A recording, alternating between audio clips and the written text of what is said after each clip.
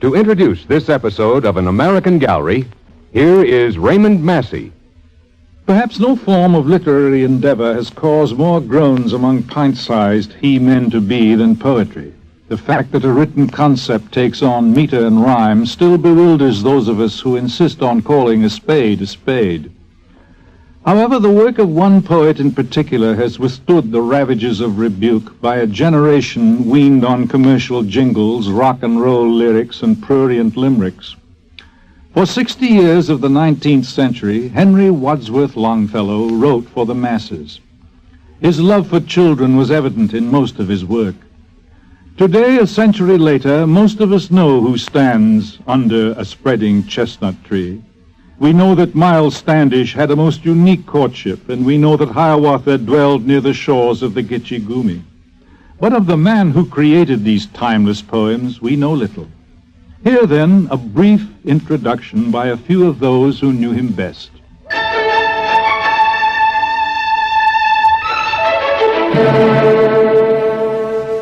Henry Wadsworth Longfellow, poet. Saluted this week on An American Gallery. Dan O'Herlihy stars as Longfellow.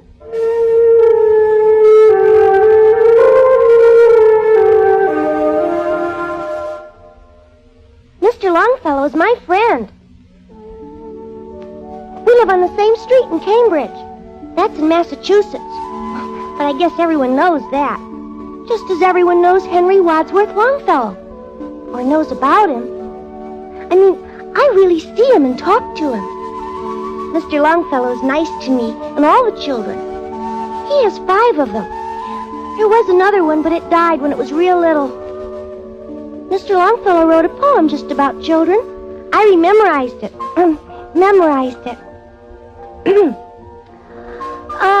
What would the world be to us if the children were no more? We should dread the desert behind us, worse than the dark before. I saw Mr. Longfellow just the other day. We were both in the waiting room at the dentist's. I had a little toothache. Not a bad one. Mr. Longfellow had taken Alice there. She's one of Mr. Longfellow's daughters, and she's a good friend of mine. Emily, I get the distinct impression you're staring at me. I'm sorry, Mr. Longfellow. But you look scared, like something hurts you. Yes, I suppose I do, Emily. My little Alice is in there, and I'm certain I'm suffering far more than she. My mother told me not to think about it. Going in there, I mean. Excellent advice. Perhaps we can not think about it together. We could talk about rabbits or sleds. Kittens, maybe? It's fun talking with you. I return the compliment. Children are things of joy. Did you know, Emily, I once wrote an ode to children? No, sir. It was 1845, 16 years ago. We're learning the village blacksmith in school now. Are you? I have to recite it Friday. Oh, that doesn't give you too much time. I know it now, I think. I'd love to hear it. Under a spreading chestnut tree, the village smithy stands. The smith, a mighty man is he, with large and sinewy hands. And the muscles of his brawny arms are strong as iron bands. That dentist has brawny arms. Looks more like a blacksmith than a man of tenderness and delicacy. A dentist should be tender and delicate. My poor little Alice. How long does he think I can stand having her in there?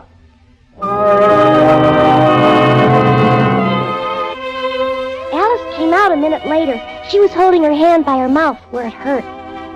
She wasn't crying, but there was a tear on Mr. Longfellow's cheek as he took her in his arms and held her. Mr. Longfellow said he'd wait for me until the dentist was through because I was alone. I went to his house the next day with a present because he was so nice to me. Well, Emily, you're all smiles. Tooth feeling better? Yes, sir, all better. But not quite well enough for a piece of licorice, do you suppose? No, sir. Maybe tomorrow? I shall schedule it. I was just going to read to Alice and Edie. Why don't you join us? I have to get back to help my mother hang the washing, but I wanted to give you this. It's a present. Well, what is it? Jack and the Beanstalk. I noticed you didn't have a copy of it in your library. How very right you are. I don't. Emily, I will sincerely treasure this addition to my library. Mr. Longfellow is my friend.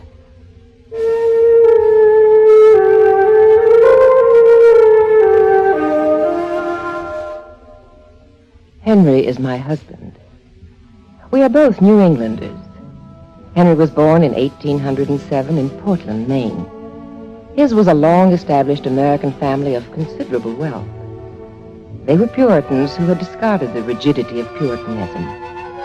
When Henry was 14, he went to Bowdoin College in Maine. In spite of his youth, he was an exceptional scholar. He met his first wife upon his return 3 years later. It was during a second European trip that Mary Potter Longfellow died. You would have to know Henry, love him, to understand how saddened he must have been at her death. When he returned to the United States, Henry began his professorship at Harvard. Some years later, in 1836, we met. It was in Switzerland while Henry was on his third European trip and I was traveling with my family. When we were all back home, Mr. Longfellow's intentions became quite clear. Miss Appleton, may I call you Fanny? It's not really presumptuous, for I think of you as Fanny all the time. Perhaps too soon for that. Too soon? After 6 eternal months? I'm only 19. And I'm younger, because I know you. I've always wanted to learn German. I shall be your teacher, but it would be false for me to claim I wanted only your company. I want your heart. Mr. Longfellow, I shall be so sorry to see you leave now. Why did I do that? Perhaps I knew then. Now it's merely a fact, recalled, but not understood. But Henry, thanks to dear God, was not to be discouraged. Thou foolish woman, to disdain such love as this. He would write such things, but never say them. Some years later, after we were married, a friend showed me a letter Henry had written him during the time I made him suffer so by withholding my love. To tell you the whole truth, I saw in Switzerland and traveled with a fair lady, whom I now love passionately and have loved ever since I knew her. As yet, no sign of yielding, as stately and sublime and beautiful as ever, while I likewise sail with the flag nailed to the mast, to sink or to conquer. The lady says she will not, I say she shall. It is not pride, but the madness of passion. 2 years later, he began to abandon all hope. Met the stately lady in the street. I looked and passed, as Dante prescribes on a certain occasion. It is ended. That I could have been so cruel to one I now love so much. In a later time, Henry remembered it all and put it to paper. How often, oh, how often in the days that had gone by, I had stood on the bridge at midnight and gazed on that wave and sky. How often, oh, how often I had wished that the ebbing tide would bear me away on its bosom, o'er the ocean wild and wide. For my heart was hot and restless, and my life was full of care, and the burden laid upon me seemed greater than I could bear.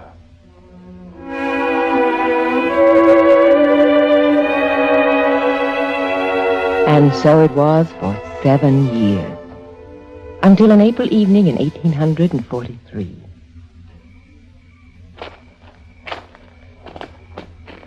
The first song of the crickets. It's unusually warm for April, Mr. Longfellow. Do you ever wonder, Fanny, what happens to their song during the winter?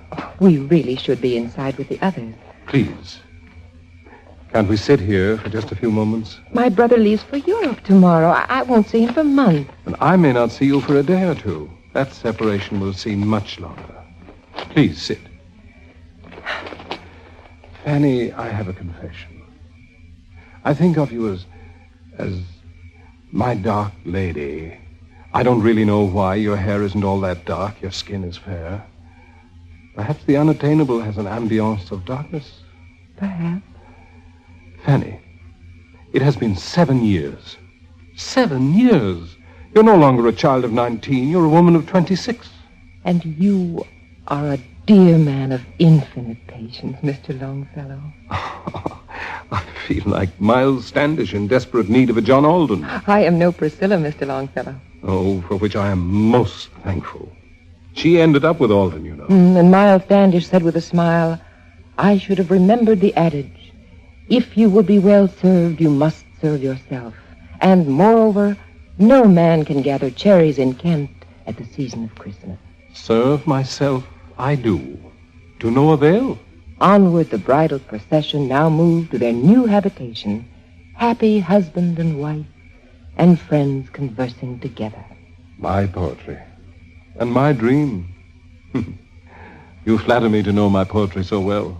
I have just reread much of it. I suspect I shall be reading much more. I expect to be very lonely with my brother gone. 39 Beacon Street will seem quite different without him. There's no need for you to be lonely. Not ever. You must come and comfort me, Mr. Longfellow.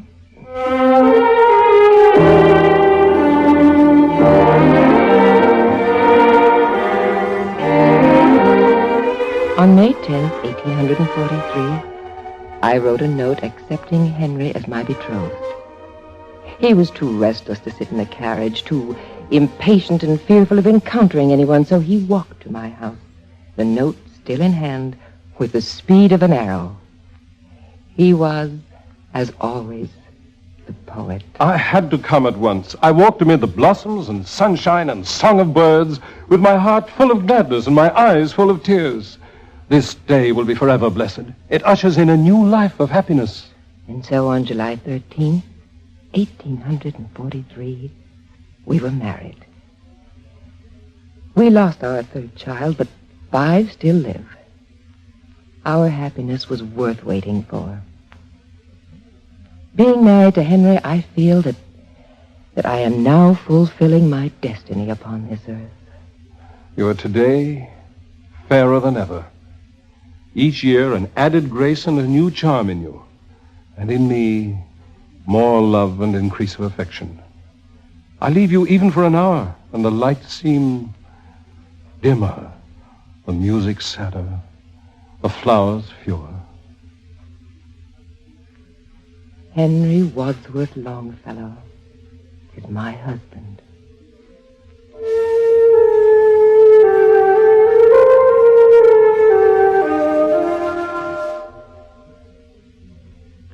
I want to talk about my father, Mr. Longfellow. As a young child, I'm 17 now, though it's said I appear and sound much older, I found far more pleasure chasing after rabbits than I did reading my father's poetry. I remember it coming as something of a surprise when I finally realized that my father was a famous man, and that we were indeed privileged to have the poems of Henry Wadsworth Longfellow read to us by the man himself, while the 5 of us gathered about to listen. I love my father dearly, always have, but frankly, I never had much taste for poetry, even his. Until, I was 11, perhaps 12, when suddenly something my father had just written fired my imagination and found me his most attentive listener. He had written about the Indians, one in particular. And before I heard that poem, I fancied that all Indians were alike. Evil, dressed in feathers, mounted on black stallions, sending stinging death through the air. But then I heard my father tell my mother, Fanny, I believe I finally hit upon a plan for a poem on the American Indians. I'm going to weave together their beautiful traditions into a whole. Indians? Beautiful traditions? What nonsense was this? But then I heard it. The Song of Hiawatha. The song of his wondrous birth and being. How he prayed and how he fasted. How he lived and toiled and suffered that the tribes of men might prosper, that he might advance his people. Father worried about that poem. He was so close to it that he seemed to lose all perspective. I can see him now, reading it to us, one eye on the paper, the other eye on us, seeking our reactions. By the shores of Gitchagumee, by the shining big sea water, stood the wigwam of Nokomis, daughter of the moon, Nokomis. Dark behind it rose the forest, rose the black and gloomy pine trees, rose the... Oh, go on, Papa. You already read that part to us. My meter's off in the next line. Well, let me go on to a new part. Out of childhood into manhood now had grown my Hiawatha, skilled in all the craft of hunters, learned in all the lore of old men, in all youthful sports and pastimes, in all manly arts and labors. It was excitement, adventure, and I found myself imagining I was Hiawatha. Give me of your bark, O birch tree, of your yellow bark, O birch tree, growing by the rushing river, tall and stately in the valley. I a light canoe will build a swift chimon for sailing that shall float upon the river like a yellow leaf in autumn, like a yellow water lily. And when Father wrote of Hiawatha fishing, it was as though I were in the canoe beside him.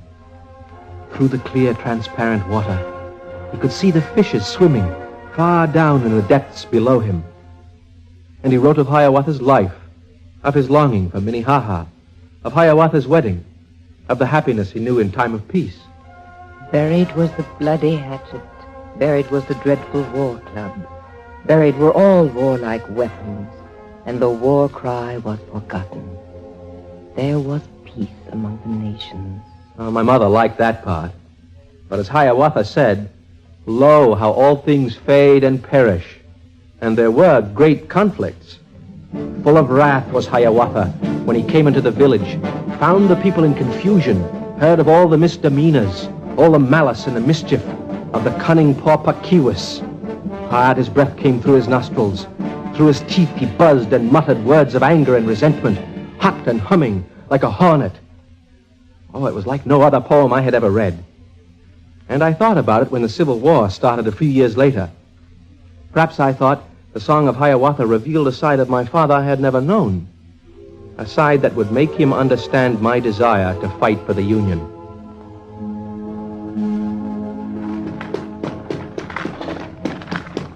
I'm not sure I heard you, Charlie. Say it again. I said I want to join the army. Oh, foolish impetuosity. I've thought about it a lot. You were always impetuous. Papa, it's my duty to do what I can for my country. You're too young, Charlie. Let's hear no more of this. I'm no younger than thousands of other men fighting. Men. We become men so soon these days, Charlie. I said I'd hear no more of it. Papa, watch out, the dog. Whoa!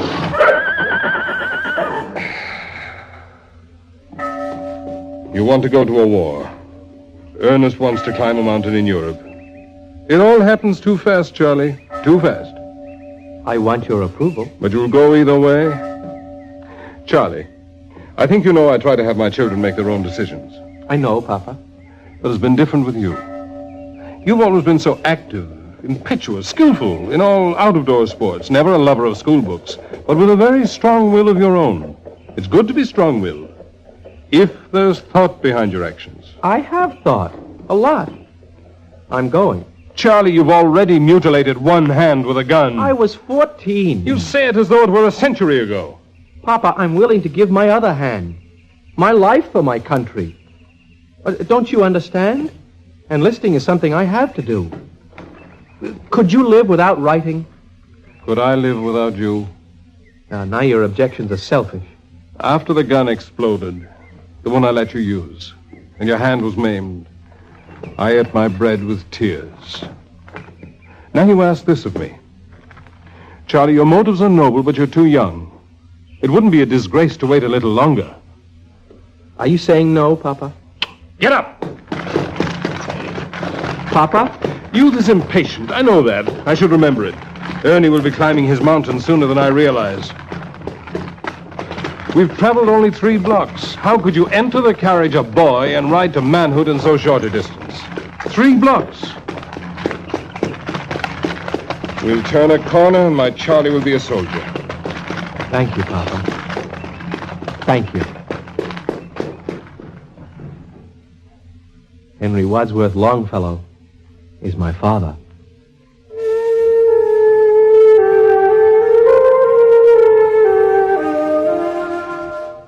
I want to talk about my friend and fellow poet, Longfellow. My name is familiar, I trust. Oliver Wendell Holmes. It was my poem, Old Ironsides, that saved the Constitution, the vessel, that is, from being scrapped. Back in 1830, that was. Oliver Wendell Holmes. Why a man needs three names has always puzzled me.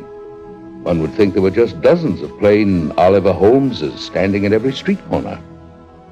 But if one writes poetry, it seems to be the thing to do. Consider Ralph Waldo Emerson, James Russell Lowell, Henry Wadsworth Longfellow. I suppose we should regard Walt Whitman as some sort of a rebel. Oh, well, I know them all, of course. Fine men, everyone. But Longfellow, well, I find a singular charm in the society of Longfellow. A soft voice, a sweet and cheerful temper, a receptive rather than aggressive intelligence, the agreeable flavor of scholarship without any pedantic ways, and a perceptible soupçon of humor, although that humor was certainly not evident in his Evangeline, one of my favorites. This is the forest primeval. The murmuring pines and the hemlocks, bearded with moss, and in garments green, indistinct in the twilight, stand like druids of eld, with voices sad and prophetic, stand like harpers hoar, with beards that rest on their bosoms. Wonderful, wonderful. Hawthorne turned down the story, a true one, incidentally. But Longfellow saw it as excellent material for a poem. So typical of him to use another's story. He never used the tragedy in his own life as a basis for any of his works. And tragedy did stalk him this year. Ironically, he wrote these words in his journal on June 19th last. If one could only foresee one's fate. I remember passing the Longfellow home only a few days before the tragedy, and thinking how I trembled to look at it. For those who lived there had their happiness so perfect that no change could fail to be for the worse.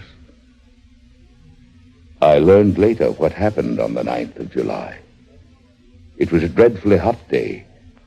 Fanny was in the library, using some hot wax to set Edie's curls.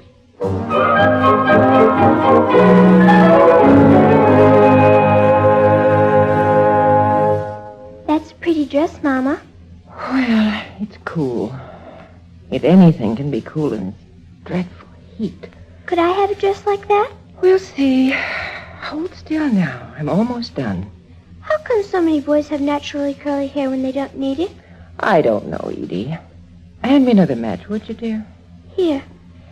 Now, this is the last curl. There's a breeze coming through the window. It's a welcome guest.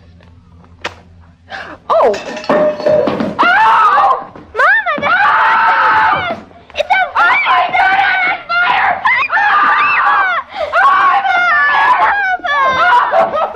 Fanny, don't run! This up! Come here! Her hair is burning!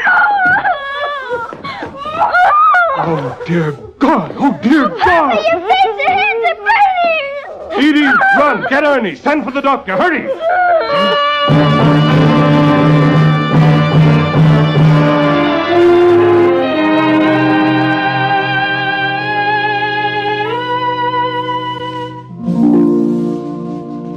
Henry, I feel so helpless. The doctor put her to sleep with some ether. He has hope. I must have hope, too. And your face and hands? Oh, it happened so quickly, in an instant, Oliver. I can't let the children see my grief, my concern. It would make it all the more difficult for them. How do these things happen? What reason? That, of course, is an eternal question.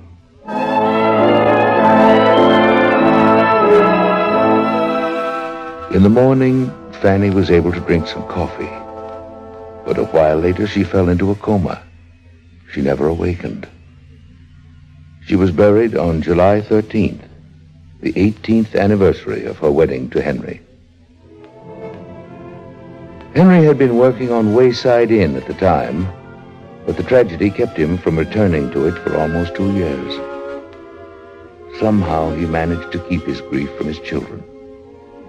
Even when Charlie was seriously wounded, and Henry spent long months nursing him back to health. Too saddened for original writing, but needing something to turn his thoughts away, he concentrated on his translation of Dante's Divine Comedy. Those of us who loved him knew that the time would come someday when he paid tribute to his beloved wife. So enduring was the pain of her loss that it took him 18 years to write a sonnet to her memory. In the long, sleepless watches of the night, a gentle face, the face of one long dead, looks at me from the wall, where round its head the night lamp casts a halo of pale light.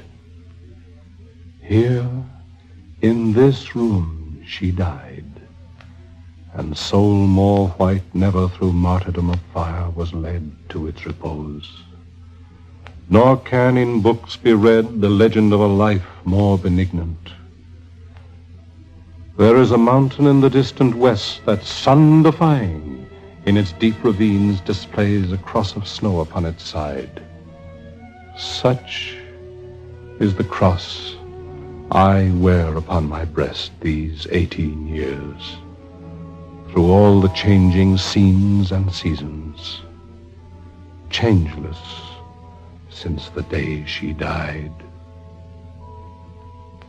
Longfellow, God bless him, is my friend.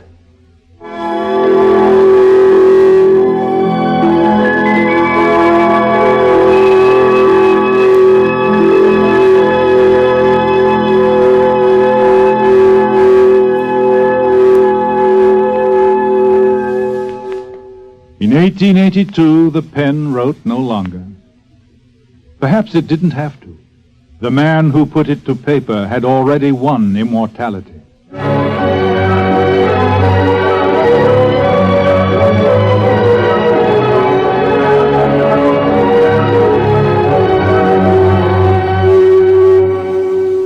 You have been listening to another portrait in an American gallery.